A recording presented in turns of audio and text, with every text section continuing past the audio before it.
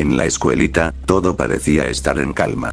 El profesor Girafales explicaba en la pizarra mientras los alumnos intentaban prestar atención. O al menos fingían hacerlo.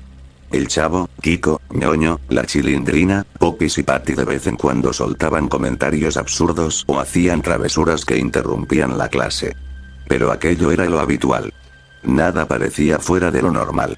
Sin embargo, ese día, alguien estaba distinto. Godínez. Sentado en su pupitre de siempre, con los brazos cruzados y la mirada fija en un punto muerto, no hacía ruido. No respondía a los empujones de Ñoño, ni a los murmullos de la Chilindrina, ni siquiera a los suspiros tontos de Patty. Parecía completamente ausente. Muy bien, niños. Dijo el profesor Girafales, levantando una tiza. Vamos a repasar la tabla del 5. Ñoño. ¿Cuánto es 5 por 3? 15, profesor. Respondió Ñoño. Muy bien, Ñoño. Exclamó Girafales. Popis. 5 por 4. 20, profesor. Afirmó Popis. Excelente. Dijo Girafales. Godínez. El aula quedó en silencio. El profesor giró hacia él. Godínez, ¿cuánto es 5 por 5? Godínez parpadeó. Su rostro no mostraba duda, sino una calma inquietante. Como si no le importara lo que iba a decir. 55. Respondió con voz grave. Hubo un segundo de silencio. Y luego todo estalló en carcajadas. ¡Qué bruto, póngale 0! Gritó el Chavo, tapándose la boca para no reír más fuerte. Godínez, qué menso eres. Se burló la Chilindrina, señalándolo sin piedad. Ñoño, Patty, Kiko y hasta la Popis se reían y se burlaban, llamándolo burro, tonto, lento. Una lluvia de risas crueles que parecía no terminar. Godínez no dijo nada. Pero lo más inesperado fue cuando el profesor Girafales, en vez de detener la burla, se acercó al pupitre de Godínez con gesto cansado. No puede ser que seas un burro, Godínez. A este punto del semestre por lo menos deberías saber eso. Godínez simplemente desvió la mirada hacia el suelo. Sus ojos no estaban llorosos, ni enfadados. Solo vacíos. Como si su mente estuviera en otro lugar. Los demás seguían riendo, pero él no escuchaba ya nada. Porque dentro de su mente, algo se estaba despertando. Una idea. Un pensamiento que se repetía una y otra vez. Todos se ríen. Siempre se ríen. Pero ya no más. Pronto. Ninguno reirá. Mientras todos seguían burlándose, Godínez bajó lentamente la cabeza. Y esbozó una leve sonrisa. Una sonrisa que nadie notó. Después de eso, pasaron unas horas y llegó la hora del recreo. Como de costumbre, los niños salieron corriendo al patio. El Chavo jugaba a las estatuas con Ñoño y Kiko. La Chilindrina, Patty y Popis hablaban de cosas sin sentido cerca del árbol grande. Todos reían. Todos. Menos uno. Godínez también salió, pero no se unió a ningún grupo. Caminó lentamente hasta una esquina del patio, junto a la pared, donde no llegaban los gritos ni las risas. Se sentó en el suelo, abrazando sus rodillas, mirando al vacío. Su mirada no era triste. Era pesada. Como si estuviera pensando en algo que nadie más podía entender. Pero entonces, lo inevitable ocurrió. Uno a uno, los niños fueron acercándose. Primero Ñoño, luego Kiko, y luego el Chavo. Se pararon frente a Godínez con sonrisas burlonas. «Mira, es el burro de la clase», gritó Kiko. «Sí. ¿Cuánto es 5 por 5, Godínez?» «1000», dijo el Chavo, soltando una carcajada. «Ni siquiera sabe cuánto es 1 más 1», añadió Ñoño.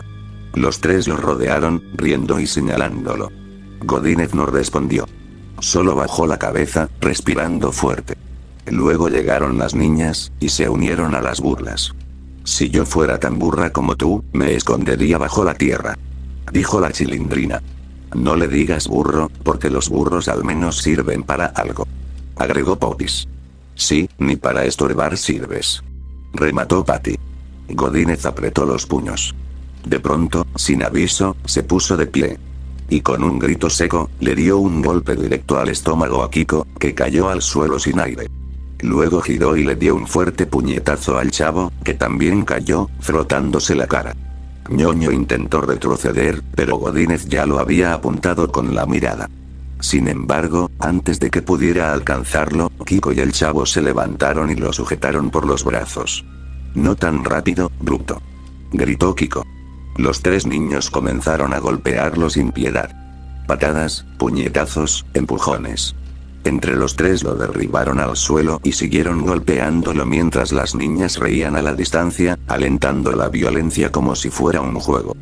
«Pégale más fuerte, Kiko. Para que aprenda a no hacerse el valiente. Eso le pasa por burro». Ningún adulto apareció. Nadie los detuvo. Finalmente, la campana del recreo sonó. Todos los niños dejaron a Godínez tirado en el suelo y regresaron a clase como si nada hubiera pasado. Godínez quedó solo. Su rostro sangraba por la ceja partida. Su ropa estaba rota. Tenía el labio hinchado, y moretones comenzaban a formarse en brazos y costillas. Con dificultad, se arrastró hasta el baño. Abrió la llave del lavamanos, y el agua fría cayó como cuchillas sobre su cara. Se miró al espejo. Y en ese reflejo, no estaba el mismo Godínez de siempre. Ahora sus ojos eran distintos. Había fuego en ellos. Rabia. Odio. Silencio. Ahora verán. Bola de mensos. Susurró, con una sonrisa torcida. En la hora de salida. Me vengaré. Y tú serás el primero. Kiko. Después de eso, las horas pasaron lentamente después del recreo. El ambiente en el aula era pesado, pero nadie hablaba de lo ocurrido. Todos los niños actuaban como si nada hubiese pasado. El profesor Girafales tampoco dijo nada cuando Godínez regresó al aula todo golpeado, con la cara hinchada y manchas de sangre seca en la ropa. Solo lo miró de reojo y siguió con la clase como si Godínez fuera invisible. Pero Godínez no olvidó. Esperó. Y cuando finalmente sonó la campana de la salida, supo que era el momento. Mientras los niños se levantaban y salían como de costumbre, Godínez se acercó a Kiko. Su voz era tranquila, casi amable. «Oye, Kiko. Quería disculparme por lo de hoy. No debí golpearte. Me dejé llevar». Kiko lo miró con esa clásica sonrisa burlona, la misma que tantas veces usó para humillar. «¿Disculpas? ¿Tú crees que eso es suficiente, burro?», dijo con desdén, y luego agregó, mirando a Ñoño y al chavo. «Adelántense ustedes, tengo que hablar con este bruto». Ñoño y el chavo lo obedecieron sin cuestionar. Kiko se giró hacia Godínez. «Sígueme», le dijo, y comenzó a caminar. Godínez lo siguió. Cruzaron la esquina de la escuela, pasaron la panadería cerrada y siguieron caminando hasta llegar a un callejón que parecía olvidado por el mundo. Las paredes estaban cubiertas de humedad, y el silencio era total. Ni siquiera se oían autos pasar. Godínez jamás había estado ahí. Kiko se detuvo en seco. «Si quieres que te perdone, vas a tener que dejar que te golpee yo ahora», dijo con una sonrisa torcida. «Uno por cada golpe que me diste, bruto». Pero Godínez ya no era el mismo. No respondió. No dudó. Le dio un puñetazo directo al rostro. Kiko retrocedió tambaleando, sorprendido. «¿Estás loco, Godínez? ¿Qué haces?», gritó, mientras intentaba cubrirse. Godínez no se detuvo. Siguió golpeándolo. 1, 2, 3, 10, 20 veces. Kiko cayó al suelo, y desde ahí comenzó a rogar, llorando. «Por favor. Ya basta. No quiero más. Perdóname». Pero Godínez solo lo miraba con una calma escalofriante. Como si ya no tuviera emociones. Como si el dolor se hubiera transformado en otra cosa. Después de unos minutos, Kiko apenas podía moverse. Tosía sangre. Apenas abría los ojos. Fue entonces cuando Godínez se agachó y abrió su mochila. Sacó un cuchillo. Uno viejo, con el mango de madera astillada. Nadie supo nunca por qué lo tenía, pero él sí sabía para qué lo usaría.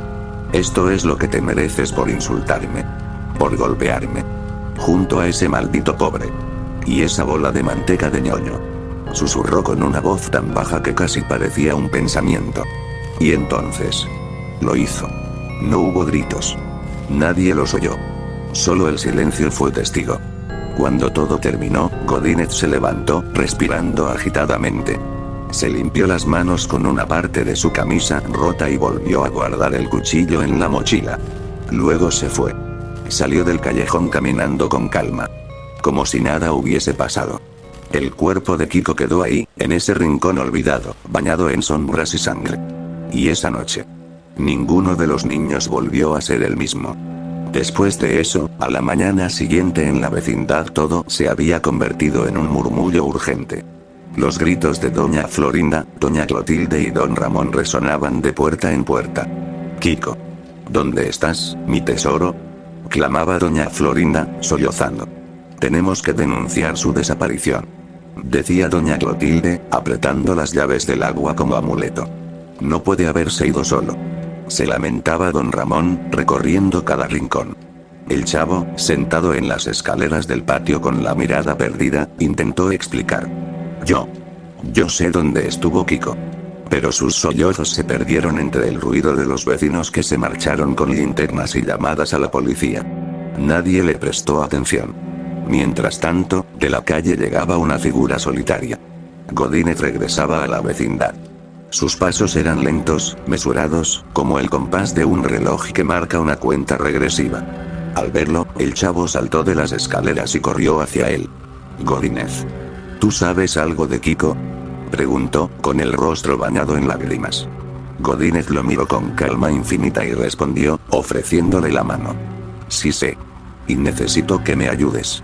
El chavo, confiado y lleno de esperanza, tomó la mano de Godínez. Juntos atravesaron la vecindad, cruzaron la panadería y doblaron hacia aquel callejón oscuro y silencioso, cubierto de sombras. Al llegar, el chavo se detuvo en seco. A la luz mortecina de la farola vio el cuerpo de Kiko tendido en el suelo, inmóvil, bañado en charcos de sangre. «Kiko», gritó el chavo, arrodillándose junto al cadáver. «¿Qué ha pasado?».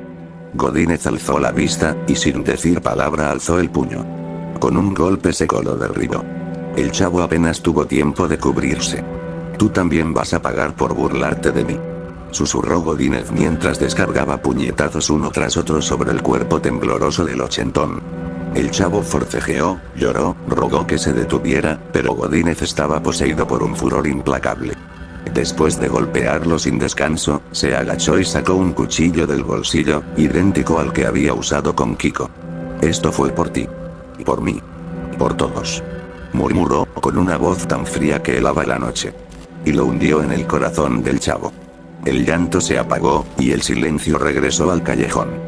Godínez se limpió la hoja en su pantalón, se puso de pie y, con paso firme, regresó a la vecindad, donde nadie sospecharía de aquel rostro inexpresivo. En el aire aún flotaba el eco de una promesa susurrada. Pronto. Ninguno reirá. Después de eso, la tarde comenzaba a desvanecerse cuando Godínez cruzó nuevamente el umbral de la vecindad. La luz del sol caía rojiza sobre los muros viejos, y el viento movía apenas las cortinas sucias que colgaban de las ventanas. Su mirada estaba vacía, pero su paso era firme. Se dirigió al departamento 72. Tocó una vez. Tocó otra.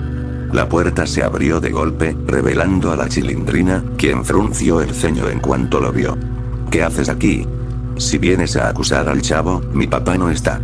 Y aunque estuviera, yo no dejaría que dijeras nada», espetó, cruzándose de brazos. Pero antes de que pudiera reaccionar, Godínez la empujó con violencia hacia adentro. La Chilindrina tropezó y cayó sobre una silla. «¿Qué te pasa, loco?», gritó. «Estoy aquí para vengarme. De todos ustedes», dijo Godínez con voz temblorosa, pero firme. Los golpes comenzaron sin piedad. La Chilindrina, valiente, intentó defenderse, pero era inútil. Los puños de Godínez no daban tregua. Después de varios minutos, sacó el mismo cuchillo con el que ya había acabado con Kiko y el chavo, y en un instante la habitación quedó en silencio. La sangre se esparció por el suelo, y la muñeca de la niña cayó al lado del cuerpo. Sin perder tiempo, Godínez salió y se dirigió al departamento 14, donde estaba la Popis. «Hola, Godínez. ¿Buscas a Ñoño?». «No está», dijo con su tono dulce. No hubo respuesta. Solo un puñetazo que la tumbó de inmediato. «Por tu culpa también se burlaron de mí. Tú también te reías cuando no sabía la tabla», gritó Godínez mientras descargaba su furia. Y, como con los demás, el cuchillo hizo lo suyo. La Popis murió sin entender por qué. Aún con sangre en sus manos y ropa, fue al segundo patio. Ahí, Patty miraba el cielo, sentada en una banca, como si esperara que algo bonito sucediera. «Godínez», dijo confundida. No hubo palabras. Solo violencia. Solo gritos apagados por la noche. Cuando el último cuerpo cayó, Godínez salió lentamente de la vecindad, la cual ya comenzaba a oscurecerse por completo. Esa noche, los adultos regresaron, exhaustos, angustiados, con la esperanza de encontrar alguna pista de Kiko. Pero lo que encontraron los sumió en una pesadilla sin fin. Los llantos de doña Florinda al ver a su hijo. Los gritos desgarradores de don Ramón ante el cuerpo de su niña. El silencio sepulcral del profesor Girafales al contemplar el horror. Nada volvería a ser igual. Y mientras tanto, en su cama, Godínez dormía profundamente, como si nada hubiese pasado. Sabía que mañana, en la escuela, Ñoño y el profesor Girafales serían los últimos. Después de eso, al día siguiente, el amanecer fue gris, nublado y pesado, como si el cielo presintiera lo que estaba por ocurrir. La escuela estaba casi vacía. Solo 3 personas habían asistido ese día. Ñoño, el profesor Girafales y Godínez.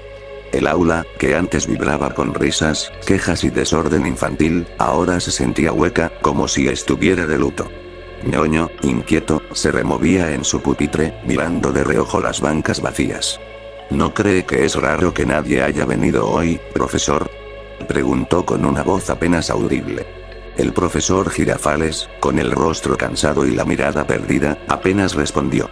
Tenía la mente atormentada por la tragedia en la vecindad. La muerte de tantos niños. De su querida Florinda encerrada en el dolor. Todo era demasiado. Pero fue Godínez quien rompió el silencio. «¿Iba a empezar la clase, profesor?», lo dijo con un tono familiar, casi con aquella torpeza ingenua que solía provocar burlas. El profesor parpadeó, saliendo de su ensimismamiento. «Sí, Godínez. Ya voy a empezar». Pero Godínez sonrió. Su expresión era distinta. «¿Pero por qué, si todavía no es hora?». La frase, ambigua, descolocó al profesor. Su rostro cambió a una mezcla de molestia y desconcierto. «No te hagas el chistoso, Godínez.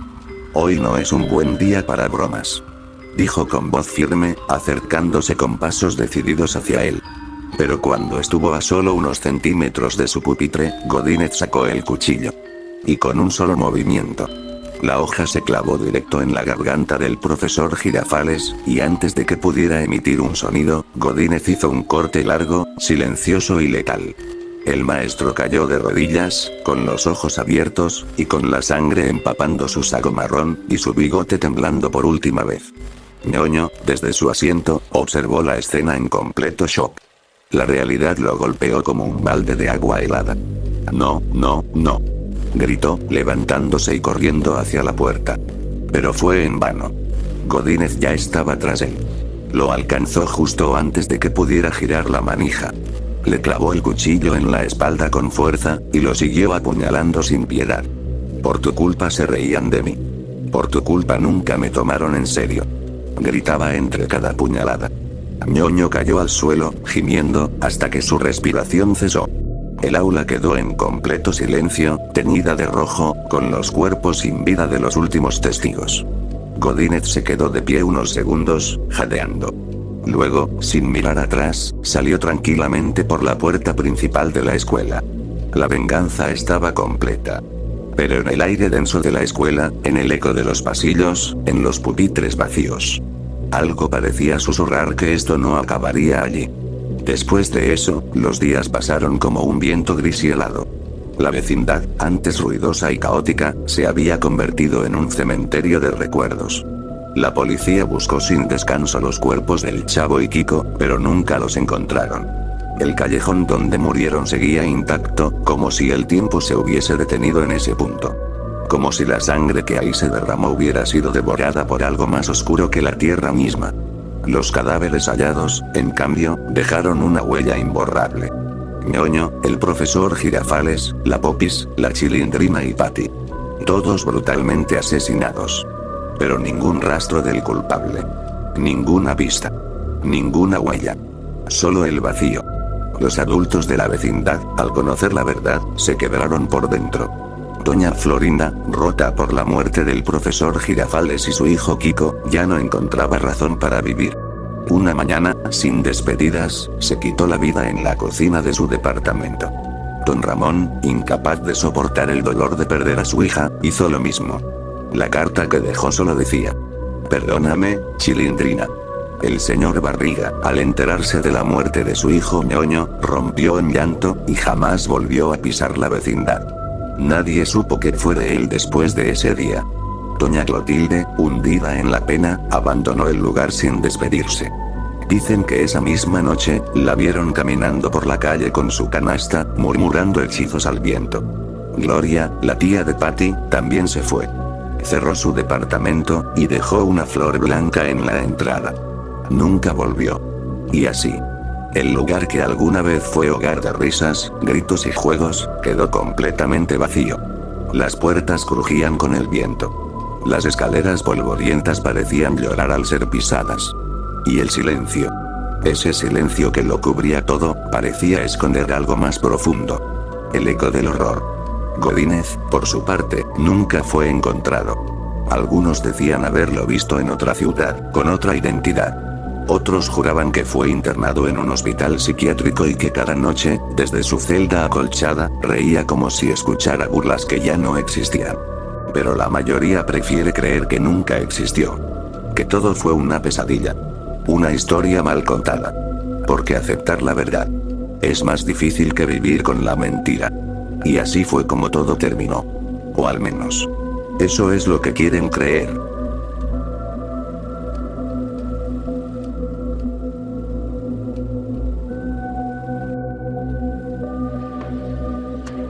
¡Toma! No te doy otra más porque presta para que te algo.